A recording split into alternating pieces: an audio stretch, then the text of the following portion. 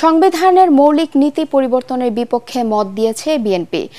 সংস্কার নিয়ে জাতীয় ঐকমত্য কমিশনে আনুষ্ঠানিকভাবে দলের লিখিত মতামত জানানোর পর সাংবাদিকদের বিএনপির স্থায়ী কমিটির সদস্য সালাউদ্দিন আহমেদ এ কথা জানান। সংবিধান সংস্কারের ক্ষেত্রে রাষ্ট্রের নাম পরিবর্তনের বিরুদ্ধে দলটি, সেই সাথে ২৪-এর গণঅভ্যুত্থান এবং ৭১-এর মহান মুক্তিযুদ্ধকে এক কাতারে রাখার ব্যাপারে দ্বিমতের কথাও জানান সালাউদ্দিন আহমেদ। জাতীয় পরিচয়পত্র নির্বাচন কমিশনের হাত থেকে সরিয়ে নেয়া ও গণপরিষদ নির্বাচনের বিরোধিতার কথাও জানানো হয়েছে বিএনপির মতামতে। পরে জাতীয় ঐকমত্য কমিশনে সংস্কার ইস্যুতে মতামত জানায় জাতীয় নাগরিক পার্টি। ২০টার মধ্যে আমরা ১১টাতে সরাসরি আর ৭টা কি ৮টাতে আমরা মন্তব্য সহ নীতিগতভাবে শুধুমাত্র একটি প্রস্তাবের মধ্যে আমরা ভিন্ন মত পোষণ করেছি মন্তব্য সহ, কারণ ওখানে একটা আইন সংশোধনের বিষয় রয়েছে, আয়কর সংক্রান্ত। প্রশাসনের যে সমস্ত প্রস্তাবগুলো আমরা পেয়েছি প্রশাসন সংস্কার কমিশন থেকে, সেখানে আমরা প্রায় অর্ধেক বিষয়ে একমত। ২৬টার মতো প্রস্তাবনা ওখানে আছে, আর বাকি অর্ধেক বিষয়ে আমাদের মতামত আছে, মন্তব্য আছে, বিস্তারিত আলাপ আলোচনার মধ্য দিয়ে সেগুলো একটা জায়গায় আসা যাবে। তার মধ্যে একটি গুরুত্বপূর্ণ বিষয় হচ্ছে কর্মকর্তাদের, অফিসারদের সচিব পর্যায়ে পদোন্নতির জন্য বিভিন্ন স্টেজ থেকে বিদ্যমান এসএসপি ব্যবস্থা বাতিলের একটা সুপারিশ করা হয়েছে, যার সাথে আমরা একমত নই। তার পরিবর্তে মন্ত্রিপরিষদ কমিটি করার একটা প্রস্তাবনা দেওয়া হয়েছে। আমরা মনে করি তার মধ্য দিয়ে এখানে প্রশাসনে রাজনীতিকরণ হওয়ার সম্ভাবনা আছে, সেজন্য আমরা একটা দ্বিমত পোষণ করছি। আর একটা বিষয়ে প্রমোশনের ক্ষেত্রে প্রস্তাবনা যেটা দেয়া হয়েছে, সেটা আদালতের একটি রায় আছে, সেই আদালতের রায় বহাল থাকা অবস্থায় ওই বিষয়ে আমরা কোনো মন্তব্য করতে চাইনি। স্ট্যাটাস কো রাখাটাই আমরা বাঞ্ছনীয় মনে করি।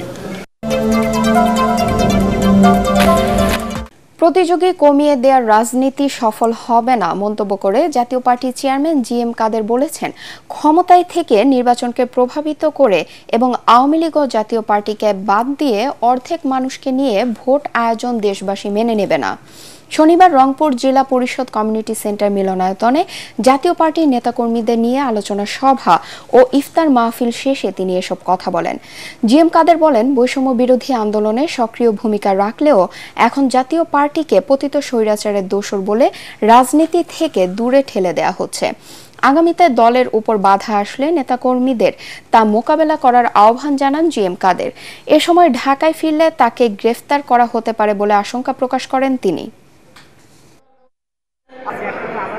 প্রতিযোগী কমিয়ে দেওয়ার যে রাজনীতি, এই রাজনীতি কখনোই সফল হবে না। এটা তারা চেষ্টা করতে পারে, শেখ হাসিনা চেষ্টা করেছে, পারেন নাই। আমার মনে হয় না তারা পারবেন, তারা চেষ্টা করে দেখতে পারেন। চলতি বছরের সেকেন্ডারি স্কুল সার্টিফিকেট, এসএসসি ও সমমান পরীক্ষা চলার সময় ৩৪ দিন সব ধরনের কোচিং সেন্টার বন্ধ রাখার নির্দেশ দিয়েছে শিক্ষা মন্ত্রণালয়।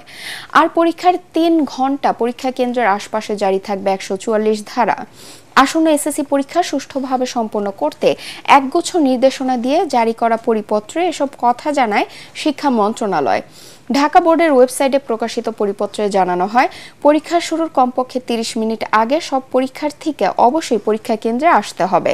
পরীক্ষা সংশ্লিষ্ট ছাড়া অন্য কেউ কেন্দ্রে প্রবেশ করতে পারবেন না। এছাড়া কেন্দ্র সচিব ছাড়া অন্য কেউ মুঠোফোন ও ইলেকট্রনিক্স ডিভাইস ব্যবহার করতে পারবেন না। এ বছরের এসএসসি ও সমমান পরীক্ষা শুরু হবে ১০ এপ্রিল।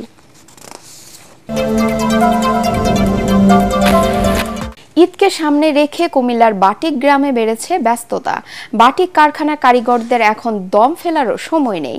দেশের বিভিন্ন জেলা থেকে অর্ডার আসছে, সময় মতো কাপড় সরবরাহ করতে ভোর থেকে গভীর রাত পর্যন্ত চলছে কাজ। কুমিল্লা প্রতিনিধি খায়রুল আহসান মানিকের পাঠানো রিপোর্ট, জানাচ্ছেন আসিফুর রহমান সাগর। সব মশার বিরুদ্ধে সুরক্ষা দিতে এলো বসুন্ধরা এক্সট্রিম অ্যারোসল, মশার বিরুদ্ধে এক্সট্রিম সুরক্ষা। দেশের গণ্ডি পেরিয়ে বিদেশেও দিন দিন বাড়ছে কুমিল্লার বাটিক কাপড়ের চাহিদা। ঈদে সেই চাহিদা যায় আরও বেড়ে। ফলে কুমিল্লার বাটিগ্রাম খ্যাত কমলপুরের কারখানাগুলোতে দিন রাত চলছে কর্মযজ্ঞ। কারখানাগুলোতে তৈরি হচ্ছে বাটিক শাড়ি, 3 পিস, বিছানার চাদর, লুঙ্গি ও পর্দার কাপড়। ক্রেতাদের চাহিদার কথা বিবেচনায় রেখে এবছর বাটিক কাপড়ে নতুন নতুন ডিজাইন আনা হয়েছে। আমরা ঈদকে সামনে রেখে আমাদের কাজ পর্যাপ্ত পরিমাণ বাড়িয়ে দিয়েছি, নতুন ডিজাইন ঈদ কালেকশন করতেছি। এটা কিনা যাই হোক, কিন্তু গ্রামাল চাপ আরো বেশি থাকবে। ঈদেরও নতুন ডিজাইন আসছে, এই যে নতুন ডিজাইন, এগুলা শাড়ি ঈদকে সামনে রেখে আমরা সুতির মধ্যে এবং সিল্কের মধ্যে কিছু নতুন নতুন ডিজাইন তৈরি করতেছি। এখন যা করতেছি সব আপডেট মডেল। বাটিক কাপড়ের ডিজাইনের বৈচিত্র্যময়তা সবসময় ক্রেতার পছন্দের তালিকার শীর্ষে থাকে। প্রতি বছরই নতুন নতুন ডিজাইন আনা হয় কাপড়গুলোতে। এক্সক্লুসিভ কিছু ডিজাইন করা হয় সুতি ও সিল্ক কাপড়েও। থান, এক্সক্লুসিভ 3 পিস, বাটিকের শাড়ি, বাটিকের সিল্কের শাড়ি এবং বাটিকের সিল্কের 3 পিস ইত্যাদি সমারোহ নিয়ে এবার আমাদের জাঁকজমকপূর্ণই আমাদের বাটিকের শিল্প আমরা দোকানে তুলেছি। দামে সস্তা ও আরামদায়ক হয় সব শ্রেণীর ক্রেতার পছন্দের তালিকায় থাকে কুমিল্লার বাটিক কাপড়। ঈদের বাকি আর মাত্র কয়েকটা দিন। শেষ পর্যায়ের এই সময়ে কিশোরী তরুণী নারীরা বিভোর মেহেদিতে কিভাবে হাত রাঙাবেন সেই চিন্তায়। তাই তো চাহিদা অনুযায়ী যোগান দিতে ব্যস্ত সময় পার করছেন সাভারের মেহেদি চাষিরা। এবছর মেহেদির পাতার বাম্পার ফলন হওয়ায় ভালো লাভের আশা তাদের। সাভার থেকে শেখ বাশারের রিপোর্ট, বিস্তারিত জানাচ্ছেন জাহিদুল আলম। সহজলভ্যতা ও ঝামেলা এড়াতে বিগত কয়েক বছর ধরে টিউব মেহেদি বাজারের অনেকটা দখল করে রেখেছে। তবে এতে কমেনি গাছের মেহেদির কদর। তাই তো দেশের বিভিন্ন স্থানে বাণিজ্যিকভাবে চাষ হয় মেহেদির। বিশেষ করে সাভার উপজেলার ভাকুরতা ইউনিয়নের শ্যামলাশি, বাহেরচর সহ বেশ কয়েকটি গ্রামের বিস্তীর্ণ এলাকা জুড়ে মেহেদি চাষ করা হয়। ঈদ উপলক্ষে এই মেহেদি চাষে আমরা অনেক ব্যস্ত আছি। এখন 2 টাইম কাটা লাগে, কাইটটা আড়ি বাইদা, আবার এটা বাজারে সিল্ক দেওয়া লাগে। হাতে রাঙ্গায়, আবার নখে দেয়, মাথায় দেয়, মাথা ঠান্ডা থাকে। এই উপলক্ষে অনেক বেচাকেনা চলতেছে, তাই অনেক খেতে পরিচর্যা করতেছি, কাটতেছি, বিক্রি করতেছি। উপজেলা কৃষি দপ্তর বলছে মেহেদি চাষে অল্প খরচে অধিক মুনাফা পাওয়া যায়। তাই চাষিরা আগ্রহী হয়ে উঠছেন মেহেদি চাষে। আর তাই তো চাষাবাদ কৌশল ও পরিচর্যা নিয়ে তাদের সার্বিক সহায়তা দেওয়া হচ্ছে। উপসহকারী কৃষি অফিসার থেকে শুরু করে আমাদেরও উপজেলার বিভিন্ন অফিসাররা ওই বাগানগুলোতে আমরা মোটামুটি নিয়মিত ভিজিট করছি। সময় মতো কীটনাশক এবং ছত্রাকনাশক স্প্রে করে যেন তারা সুস্থ সবল মেহেদি পাতা বাজারে নিয়ে যাইতে পারে এবং কৃষক তাদের কাঙ্ক্ষিত দাম পাইতে পারে এবং অর্থনৈতিকভাবে লাভবান হতে পারে, সেই লক্ষ্যে আমরা কাজ করে যাচ্ছি। সাভারে এবার কয়েকশো হেক্টর জমিতে মেহেদির চাষাবাদ করা হয়েছে। সহজ শর্তে ঋণ, ন্যায্য মূল্যে সার ও কীটনাশক সরবরাহ করা হলে এই পাতা বিদেশে রপ্তানি করা সম্ভব বলে মনে করেন সাভারের মেহেদি চাষিরা। সুনামগঞ্জের দোয়ারা বাজারের সোনাপুর গ্রামের পাশে সুরমা নদী থেকে অবৈধভাবে বালু উত্তোলনকালে 21 জনকে গ্রেফতার করেছে সেনাবাহিনী। ভোর 6:30টায় ছাতক সেনা ক্যাম্পের ক্যাপ্টেন শোয়েবের নেতৃত্বে পরিচালিত এ অভিযানে 5টি ড্রেজার মেশিন সহ বালু উত্তোলনের কাজে ব্যবহৃত মালামালও জব্দ করা হয়। এর আগে বালি উত্তোলনের সময় গ্রামবাসী বাধা দিলে বালু খেকোরা তাদের উপর হামলা করে। পরে স্থানীয়রা সেনাবাহিনীকে জানালে তারা এ অভিযান পরিচালনা করে।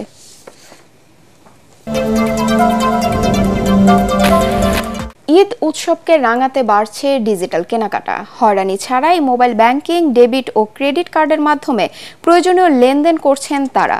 প্রায় 4 লাখ ডিজিটাল কার্ডে লেনদেনের পরিমাণ 60,000 কোটি টাকা ছাড়িয়ে যেতে পারে বলে মনে করেন ব্যাংকাররা।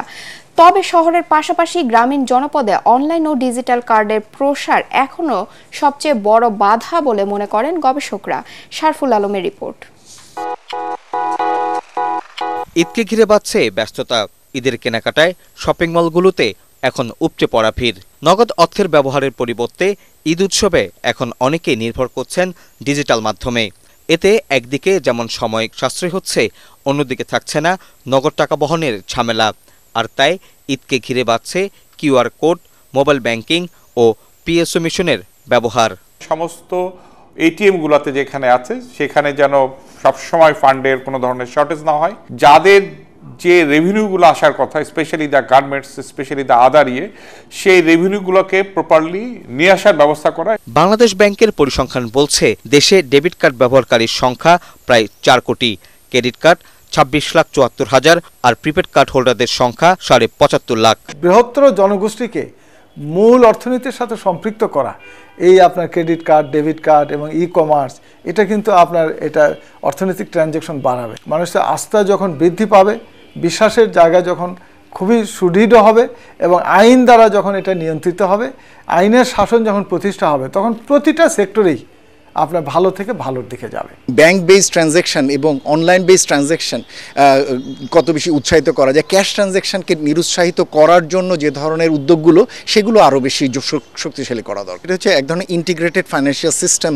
থাকা দরকার, যাতে যে কোনো ধরনের ট্রানজ্যাকশন লেনদেনগুলো যাতে ক্রেতা এবং বিক্রেতা এবং মধ্যবর্তী যারা রয়েছেন এজেন্ট, তারা যেন সকলেই ওটির অংশ হয়। তাহলে আপনি ওই ধরনের একটা সিস্টেমের ভিতরে যে কোনো এই ধরনের ডিজিটাল কার্ড ইন্ট্রোডিউস করলে সেটির অনেক বাড়বে। বিভিন্ন পণ্য ও সেবায় দেশ জুড়ে ডিসকাউন্ট দিচ্ছে প্রতিষ্ঠানগুলো। আর মোবাইল ব্যাংকিংয়ে 23,86,76,000 গ্রাহকরা সহজেই তাদের ঈদের কেনাকাটা করছেন, যেখানে প্রতিদিন লেনদেন হচ্ছে 1,64,739 কোটি টাকা, যা তাদের ঈদ কেনাকাটাকে অনেকটাই সহজ করে তুলছে।